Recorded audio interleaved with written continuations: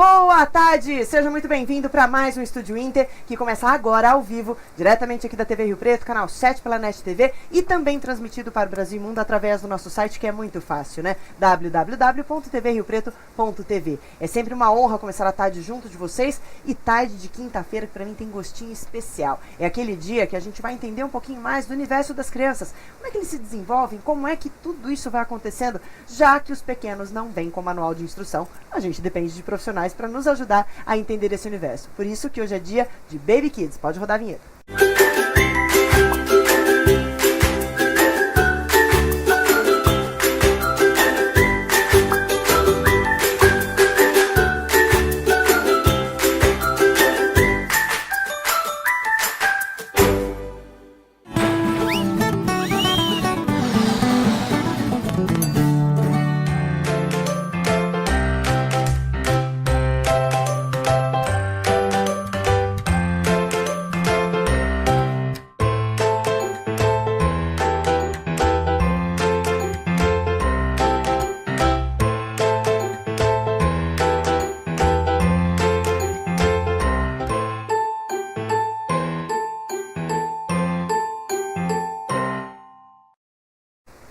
Eita, trem bom! Eu adoro as quintas-feiras porque eu ajudo um monte de mães e pais que estão na mesma situação que eu, descobrindo esse universo aí de ser pai, de ser mãe, de ter os primeiros contatos com esse universo das crianças, que é tão bacana, né? Quem tá comigo nesse primeiro bloco já é uma figurinha conhecida de vocês, porque ela já esteve aqui outra vez, é a Fernanda Aguiar, ela que é fonoaudióloga do Espaço Piccolini, fono educacional, porque isso tem um bom motivo para a gente poder falar disso, né, Fê? Exatamente. Muito obrigada. Que delícia você aqui compartilhando do teu conhecimento e do trabalho que você faz lá na Espaço, que eu já sou fã.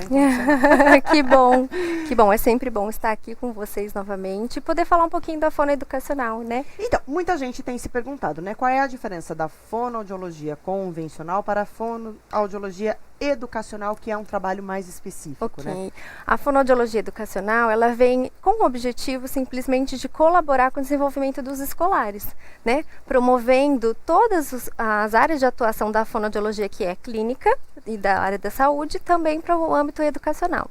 Bom, a fono, em suma, é para ajudar a gente a se comunicar, né? A entender esses mecanismos de comunicação. Exato. E quando a gente tem que observar isso nas crianças, é no momento em que ele começa a falar, a produzir as primeiras sílabas.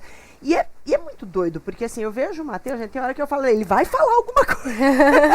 Exatamente. Porque eu juntar as sílabas, os barulhinhos que eles fazem, isso tudo já está dentro do propósito que a fonoaudiologia vai tratar. Exatamente. Então, hoje a gente tem alguns acompanhamentos com a fonoaudiologia educacional, específica mesmo em algumas escolas, com equipes mesmo de pesquisa, né, para poder identificar quais são os fatores mais importantes que devem ser realizados com as crianças dentro do âmbito educacional. E o espaço, na verdade, ele vem a antes até de tudo isso, né? A gente sabe do desenvolvimento da linguagem e tudo mais, mas eles vêm de uma forma preventiva. E isso é muito importante, porque a fonoeducacional está sempre na área da intervenção. E, na verdade, a fonoeducacional tem o objetivo de fazer a prevenção. É muito doido, né, quando a gente fala de prevenção, pensando numa coisa que ainda nem se desenvolveu direito, que é a fala dos bebês. Mas a partir do comportamento deles e dos sons que eles emitem, você consegue já ter uma noção de como vai ser o andar dessa história, né? Exatamente. Por isso que a gente fala que é preventivo, gente. Olha que legal, né? Então, assim, antes da gente ter o diagnóstico do problema lá na frente e ter que tratar de outra forma, antecipando isso, a gente consegue fazer um trabalho diferente, né? Porque a fonoaudiologia educacional, o que ela tem que acompanhar? O desenvolvimento da criança. Sabemos o que é esperado para cada faixa etária, sabemos o que é esperado para a fala, para a linguagem e também para o desenvolvimento de uma leitura e uma escrita, da compreensão oral, né? Então, tudo isso acontece no desenvolvimento natural quando não acontece do esperado. Quando tem alguma falha de percurso, a gente consegue fazer a intervenção, a prevenção precoce, entrar com a intervenção, com as necessidades de cada criança. Por isso que é importante esse desenvolvimento dessas habilidades. A gente até brinca, né, que criança não tem manual de instrução, mas a gente tem uma noção da linha de desenvolvimento dentro de uma normalidade, né? Sim. Até no próximo bloco a gente vai falar um pouco sobre a psicopedagogia, que também ajuda a gente a desmistificar algumas coisas, mas eu acho que trabalhar essa linha e entender o que cada percurso aí pode trazer de diferente ou não, ajuda a gente nesse diagnóstico. O que o papai e a mamãe tem que estar atento? Porque às vezes ele não está num espaço como o Spásio, que é uma pena. Desculpa, falei, pronto. Então ele não vai ter esse acompanhamento da forma como vocês fazem lá. Mas o que ele deve observar, então, na questão da fala dessa criança, desse bebê, que pode alertá-lo para algum problema futuro? Exatamente. Então vamos lá. Até os 2 anos, a criança tem que estar falando pequenas palavras, iniciadas de frases. Com 1 ano, ela começa a desenvolver o papá, mamã, dá, nenê, e assim por diante. Quando isso não acontece, quando a criança não desenvolve essa fala e a linguagem até os 2 anos, é necessário já que tenha haja uma intervenção. Exatamente. Procure um profissional para ele poder capacitar e verificar quais são as habilidades que são alteradas. E aí, dessa forma, fazer uma avaliação específica. Mas o que é importante? Sempre nesse desenvolvimento, a criança dá sinais de que está evoluindo através da sua comunicação oral, através da expressão. Então, dessa forma, ela vai mostrando que esse desenvolvimento está dentro do esperado. Entendi. É muito legal. A gente tem algumas imagens, põe na tela pra gente, Diego, do trabalho que a Fer faz lá na Spásio Piccolini, porque brincando com as crianças ali, interagindo com elas, é que ela faz o processo de avaliação para ver se está tudo dentro dos conformes. Exatamente. Eu não aguento essas fofurices na tela, eu enlouqueço. O papel do fonoaudiólogo, ele é assistir, sim, com os professores, né, fazer a observação dentro do local e fazer... Mas aquele menino de cinza é o mais lindo. Pois é. É incrível como ele é lindo.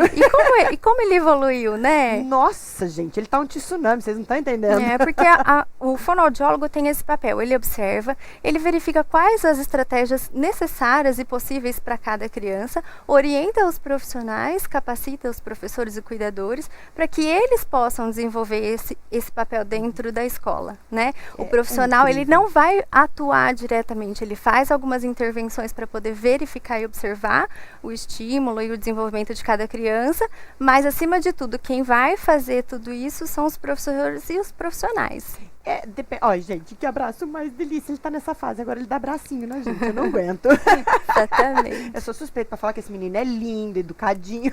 Exatamente. E esse trabalho que a gente desenvolve no Spásio é uma coisa de base, né? É um trabalho de base. É um diferencial e tanto que o Spásio tem em relação a outros espaços que recebem crianças nessa faixa. Porque o Spásio, gente, só lembrando, é de 0 a 3 anos, né? Então, é de 3 meses a 3 anos. Então, assim, é uma fase em que acontecem todas as descobertas para a criança. Exatamente. Né? E após esses 3 anos, né, a fono educacional continua contribuindo, principalmente com a escola, também possibilitando a questão de uma leitura e uma escrita adequada, desse desenvolvimento, trazendo todo esse acompanhamento, porque a criança tem que ter habilidades que são preditoras, são básicas para a alfabetização. E hoje a gente sabe que a alfabetização tem muitas crianças que estão com dificuldades, mas porque tem algumas habilidades ainda que elas não foram estimuladas adequadamente. E é tão engraçado, eu como professora de ensino superior, às vezes a gente se depara lá com um adulto com dificuldade de fala, com dificuldade de escrita, que provavelmente não houve uma atenção lá atrás, né? Sim, principalmente porque a questão de uma compreensão oral, de uma produção de texto, ela vem desde o desenvolvimento inicial da criança. Então, se essas habilidades são colocadas na escola de uma forma produtiva, de uma forma assertiva, a criança tem esse desenvolvimento adequado e não precisa de outras intervenções lá na frente. Salvo os casos que realmente você tem um transtorno de aprendizagem, como a questão da dislexia, um déficit de atenção e hiperatividade. Entendi. Mas, sendo assim, você pode acompanhar esse escolar com fono educacional, que sendo profissional, habilitado para capacitar esses professores e a equipe também. E o que eu posso fazer em casa, eu, Thaís, lá brincando com o Mateus, o que eu posso fazer em casa para ajudá-lo nesse desenvolvimento? Para que ele fique cada vez mais espertinho, melhor nesses rendimentos, nesse todo dele? De acordo com cada idade, né, a gente pode oferecer atividades e estratégias que ele busque essa questão da correlação do diálogo. Então, você fala com ele, onde está o bloco azul? Então, vamos pegar o bloco azul, mesmo que ele não está falando ainda, ele está entendendo muito do que você fala. Então, isso vai estimulando a capacidade dele de pensar, de colocar algo produtivo para você. Então, quando você fala, bate aqui, ele, você bateu, isso mesmo, produzir sons e vocábulos para que ele possa fazer numa ação, que isso já está estimulando a questão do raciocínio, do desenvolvimento da linguagem, da cognição da criança. Perfeito. Tem uma coisa que sempre me chama muita atenção, que aí agora é uma particularidade minha, viu, gente? Vou tirar essa dúvida, vamos ver se eu vou pagar um mico ou não. Bom, vamos lá. Aquela coisa assim, ai, menininho da mamãe, falar com letra trocada, infantilizar demais a fala, é prejudicial para a criança? Ele não é prejudicial, desde que você também ofereça a questão da fala convencional, a fala certa, a fala correta. Por quê? Porque naquele momento você está criando um vínculo com a criança, está despertando a questão da entonação. O que é entonação? Quando a gente escreve um texto e você vai ler, você não coloca uma entonação. Então, isso faz com que a criança coloque essa percepção auditiva dentro dos aspectos que você está brincando com ele. Então, quando você está animada, não é um tipo de expressão na fala que você tem. Na fala, quando você está brava, exatamente. Né? Quando você está brava, não tem uma expressão, uma firmeza na fala. Então, isso traz para a criança um aprendizado, uma memória que ela vai utilizar sempre correspondendo às questões da aprendizagem. Ou seja, pode falar, também tem que falar firme. E é importante, é o vínculo, né? E acho que o importante é conversar mesmo com a criança, né? Porque o que eu percebo muitas vezes é que tem pais e mães que não conversam com seus filhos. Né? Primeiro falam que é um bebê, não entende. A gente já entendeu que isso é mentira. Segundo, que assim, não é lugar para criança. Criança não pode participar disso. Criança não tem que escutar conversa de adulto. E terceiro, que depois não se tem o diálogo, seja sobre namorado, sobre vida, sobre o que quer que seja, porque não teve o vínculo lá atrás, né? Não construiu essa relação de segurança. Então, eu acho que o conversar já é um bom caminho para entre pais e filhos. Muito importante. E desde que tudo seja no seu tempo, né? A gente não vai, uma criança, um bebezinho, a gente tem que realmente fazer uma ninhez, né? Falar com a criança como se estivesse brincando, para que ela também se interesse por você. A gente não vai se interessar por uma pessoa que fala, bom dia, filho, tudo bem? É verdade. Né? Não tem, né? Isso não cria vínculo, né? Então, a gente tem que fazer as expressões, chamar a atenção para a fala, para a voz, isso é super importante. Não dá vontade de levar a doutora Fernanda embora para casa? Não dá? Ela fala assim, macio, gostoso, e ela fala com uma tranquilidade de todos esses aspectos que envolvem a questão da fala realmente de uma criança, que deixa a gente muito tranquila. Então, assim, eu fico muito feliz cada vez que você vem aqui, Fê, porque eu acho que é um jeito da gente acolher do outro lado as pessoas que têm dúvida ainda a respeito disso e dizer, olha, mexa-se, né? Vá procurar um profissional, porque só assim você vai achar o caminho adequado para poder cuidar do seu filho de maneira adequada. Exatamente, né? Isso é muito importante, né? Estamos aqui à disposição. Sempre. Linda, obrigada, viu? Obrigada. Gente, gruda aí na frente do seu sofá, na frente da sua telinha, segura o celular, foge do chefe mais um pouquinho. Nós vamos fazer um intervalo ligeiro e depois do intervalo a gente vai falar sobre psicopedagogia com Cláudia Van Veit. Eu te espero, não saia daí.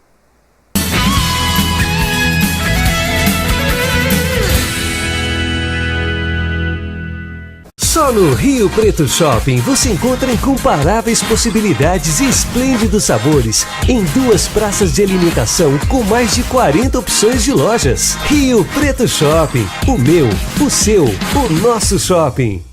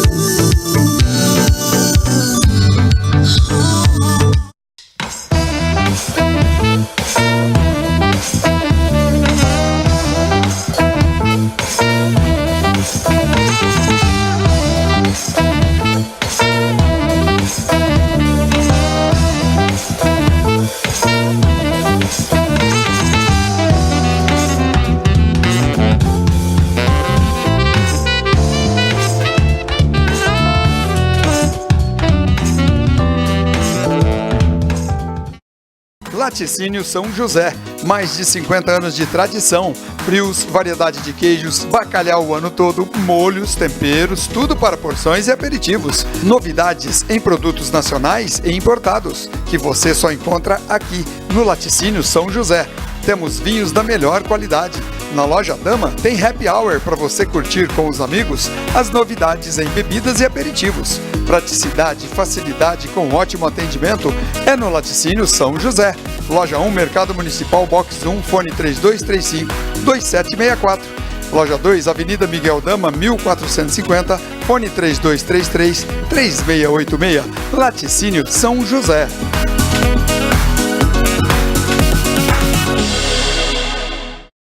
Evoluir é morar na melhor localização da cidade. É fazer o melhor investimento. É viver ao lado do Shopping Iguatemi. Conheça o BKO Wave São José do Rio Preto. Apartamentos de 1, 2 e 3 dormitórios. BKO Wave São José do Rio Preto. A evolução em todos os sentidos. Só no Rio Preto Shopping você encontra incomparáveis possibilidades e esplêndidos sabores em 2 praças de alimentação com mais de 40 opções de lojas. Rio Preto Shopping, o meu, o seu, o nosso shopping.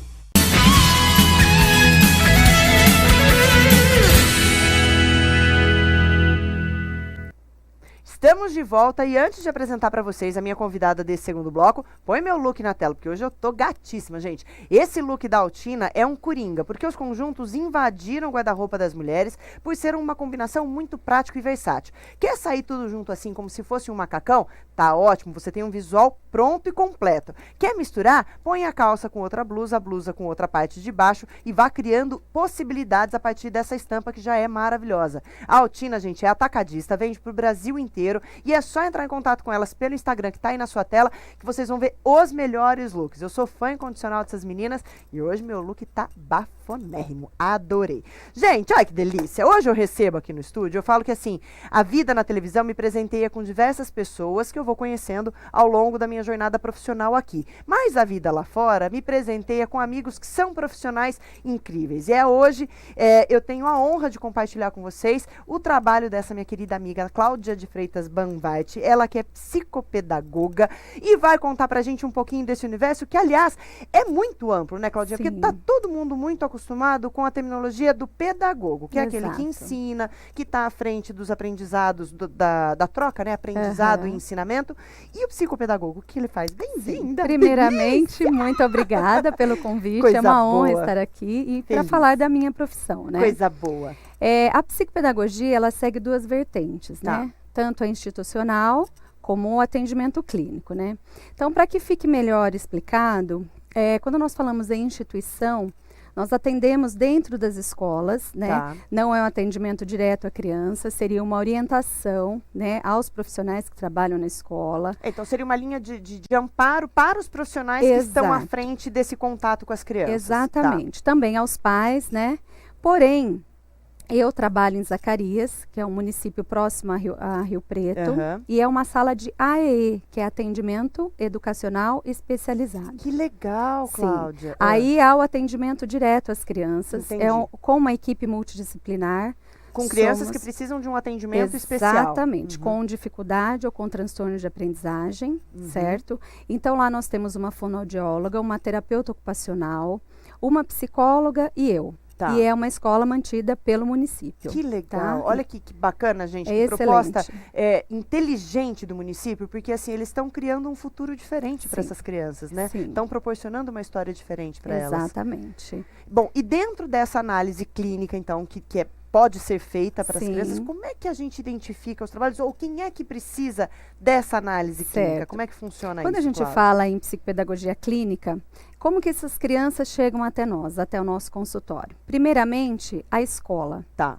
Então, o professor ele tem que ter já uma experiência, um feeling, né, uma percepção, a técnica, né? Porque as crianças na educação infantil, elas têm praticamente o mesmo comportamento. É mais ou menos o que a gente estava falando no bloco anterior, né? Sim. Existe uma linha mediana ali que a Sim. gente consegue saber qual é o padrão de desenvolvimento daquela Exato. criança. Se tá aquém, se tá além, como é que tá Exato. isso, né? Quando ela sai desse desenvolvimento padrão, o professor tem que ter essa percepção. Tá, Quando ele tem, ele aciona quem? A família, certo. né?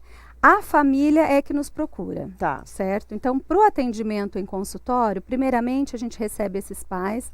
Obviamente que eles já vêm com uma sobrecarga de tensão, de O nervosismo. emocional já abalado. Exato. Então, nós fazemos com eles, primeiramente, uma anamnese. Tá. Né, que seria um roteiro de perguntas. Então, nós vamos conhecer a história desde a concepção, né, até o nascimento e até onde a criança se encontra hoje. Tá. Certo? Depois disso, a gente tem que atender essa criança e, primeiramente, criar um vínculo com ela. É porque a criança tem que sentir confiança em você Sim. para que ela possa se relacionar de maneira que você consiga fazer o trabalho com ela. Gente, que maluco isso! Sim. Se com uma criança normal, às vezes já é difícil você construir um vínculo, com uma criança especial deve ser um pouco mais complicado, né? Exatamente. Essa criança, depois do vínculo estabelecido, nós fazemos uma avaliação, Tá. né? Essa avaliação, Thaís, ela pode durar de 5 a 10 sessões, de 50 minutos a 1 hora Tá. em média. Depende da criança e depende do que ela responde para nós, Tá tá? certo. Feito isso, eu, por exemplo, eu não trabalho sem uma equipe multidisciplinar. Dependendo do resultado da minha avaliação, porque eu não posso laudar uma criança. Entendi. Eu sou da área da educação, ok? Então, quem eu procuro? Os profissionais que trabalhariam junto comigo para chegar num diagnóstico comum. Entendi. Então, é o neuropediatra, a fonoaudióloga, terapeuta ocupacional, né, psicólogo. Então, aí, dependendo do resultado da minha avaliação, eu entro em contato com esses profissionais, fazemos uma interligação para chegarmos a um senso comum, para podermos estar passando para a família o que de fato essa criança apresenta. Eu fico imaginando que assim, quando você tá grávida lá, você cria um monte de sonhos, né? Sim. Que o seu bebê isso, o seu bebê aquilo. Quando essa criança nasce, você pode ser surpreendida. Às vezes até durante a gestação você já descobre algumas deficiências que esse Sim. bebê possa ter ou que essa criança possa vir a desenvolver, né? E aí tem muito pai e mãe que tapa o sol com a peneira, né, Claudinha? Que Muitos. acaba fazendo com que não enxergue aquela realidade da maneira como deva ser vista. Isso eu acho que é bastante difícil, né? Para vocês como profissionais tratarem desse diagnóstico com o pai, com a mãe, que faz da história uma outra fantasia. A né? barreira maior é esta, né? Porque quando nós procuramos a escola, porque também é a nossa função, né? Conversar com esse professor que fez essa triagem. olhar, né? Exatamente. Então, a gente esbarra muitas vezes na família. Na resistência. E esse tapar o sol com a peneira é muito delicado, porque muitos pais não aceitam, né? Não entendem e também não querem entender. Né? Então é um processo muito demorado, né? Muitos pais, obviamente, já aceitam, Já vão em busca já da vão em ajuda? busca da ajuda, né? De um tratamento para a vida dessa criança. E muitos ainda não. Essa demora na É aceitação. prejudicial. Exatamente. Exatamente. Por que eu trouxe a Cláudia aqui hoje, gente? Porque a gente recebe muitos conteúdos no Instagram, no direct, as pessoas perguntando como é que funciona a vida, como é que é mãe, como é que é pai. Ah, porque meu filho isso, meu filho aquilo. Gente, se você tem alguma dúvida em relação ao seu filho, a melhor coisa que você tem a fazer é procurar um profissional. Eu não sou profissional para responder coisas sobre comportamento. Eu sei dizer sobre o comportamento do Mateu, né? Aquilo que ele responde aos estímulos que eu faço, aquilo que ele recebe na escola e assim por diante. Mas se você tem alguma dúvida, é importante que você procure ajuda para que você tenha o respaldo de como lidar com essa criança. Então eu trouxe a Cláudia aqui hoje porque eu acho que é uma profissional que tem condições de ajudar a gente a entender um pouquinho desse universo que às vezes é tão misterioso para tantas pessoas, né? Você falou pra gente no bate-papo antes da história do movimento de pinça, que parece um negócio bobo, mas é extremamente importante, É um né, movimento simples de pegar um lápis para iniciar para a escrita, né? Então, nós temos que entender que o movimento é uma pinça, né? Faz apoiado. fechadinho aqui pro Raoni, naquela câmera. Olha lá, esse Certo. movimento é para segurar o lápis, é o que a Esse maioria é o das pessoas movimento. faz. Se você puder segurar, muitas pessoas escrevem assim, Aham, já vi. assim, Aham. assim, certo? Certo. Então, o que ocasiona? Uma sobrecarga na articulação do punho, cotovelo, ombro. Eu também sou psicomotricista, tá? Então Ela é um dá pra pacotinho gente, completo, viu, gente? então dá pra gente falar um pouquinho mais aprofundado.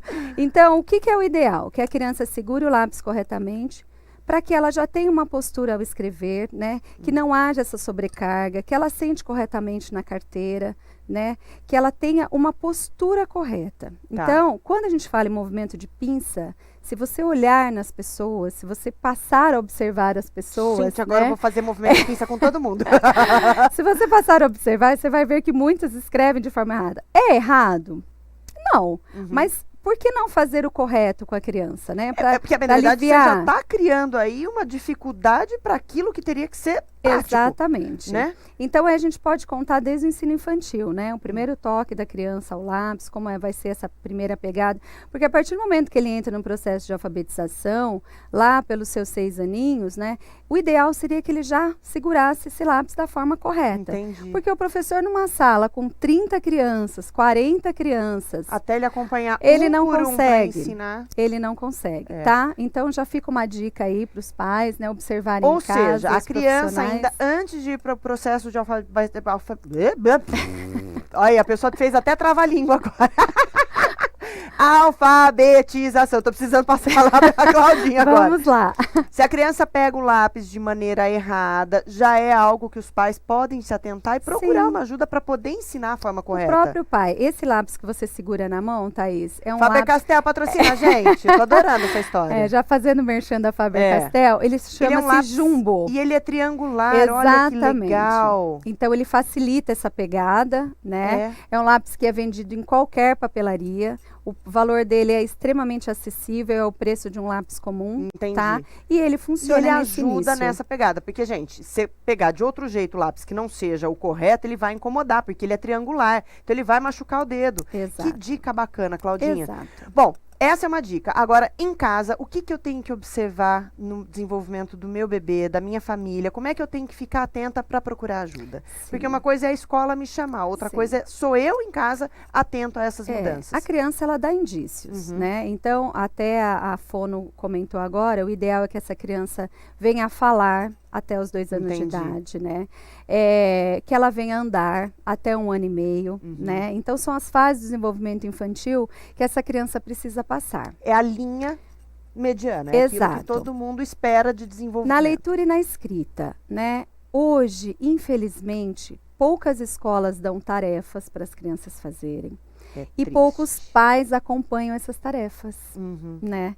Então, esse acompanhar, além do pai ter ali 30 minutos do dia dele para estar com essa criança, né? Levar esse carinho, esse afeto, não importa se ele saiba fazer a tarefa fórmula ou não. XYZ, mas Exatamente. fique junto, né? Faça Só- desses 30 minutos exato. algo proveitoso. É muito importante. Então, a dica que fica é essa, a observação, Sempre, né? Sempre, né? Não comparar o teu filho com o filho do outro. Uhum. Isso é importante, mas observar como é o teu filho dentro de casa. Se ele é uma criança muito isolada, se ele é uma criança que não fala, muito cuidado aos pais que ainda dão uma madeira para o filho até 5, 6 anos de idade. A gente vê no trabalho da gente crianças com 6 anos usando fralda. Sim. Então, observar, porque para falar das fases de desenvolvimento infantil, aí vai um outro bloco, tá? A gente traz ela de novo, tá, gente? Vai um Não tem outro problema. bloco. Mandem suas dúvidas, inclusive. Mas observar o que seria o padrão, o que seria o natural. E qualquer dúvida, né? Ou procure um profissional da área, ou busque até a escola para ver como que é o comportamento do filho, né? No âmbito escolar, né? Fazer essa troca é muito importante. Gente, estar atento sempre. Isso. Quando a gente tem filhos, a sua atenção muda, a sua prioridade muda. A sua prioridade tem que ser seu filho, sim. Apesar das pessoas falarem, mas eu não tenho tempo, então não tivesse tido filho. Ponto, falei. Tem linguarudão. Bem, eu queria ressaltar um ponto, Bora Thaís, lá. que é a respeito da educação infantil, né? A educação infantil, ela é a cereja do bolo, né? Eu vi o trabalho que o Spazio faz, né? Por isso que eu adoro lá. Excepcional. Aham. Eu preciso ir lá conhecer a Você escola, vai, eu ainda não faremos o meio de conheço. campo. Mas assim, a criança, ela precisa ter vivências, né? para associar a psicomotricidade à psicopedagogia. Então, a criança que não tem noções, espaço temporal, para resumir, um exemplo prático, a criança brincando de pega-pega. Então, ela tem que ter a noção de espaço e não trombar com outro colega. E a noção de tempo para chegar até esse pique. Olha que simples, né? Noção de lateralidade, lado direito, lado esquerdo, lateralização, dominância do lado esquerdo, dominância do lado direito, né? Noções de em cima, embaixo, dentro, fora. Por quê? Quando ela chegar no processo de alfabetização, que o correto, a alfabetização formal é até os 7 anos de idade, que ela ocorre, né?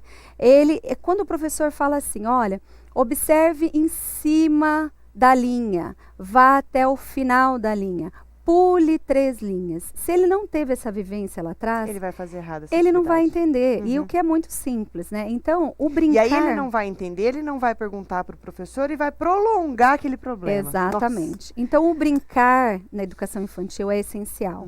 Hoje a gente vê algumas escolas que ainda têm educação física 1 vez por semana, 30 minutos. Isso é quase zero. Né? A gente vê escolas que você leva a criança para o parque para brincar e ao invés de você aproveitar aquele momento mágico, falar das cores dos brinquedos, das noções de espaço que ele tem ali, muitos profissionais aproveitam para bater um papo nesse momento. E ficar né? conversando no Zap Zap. Eu nem cheguei tão fundo, mas a gente é vê, por aí. a gente né?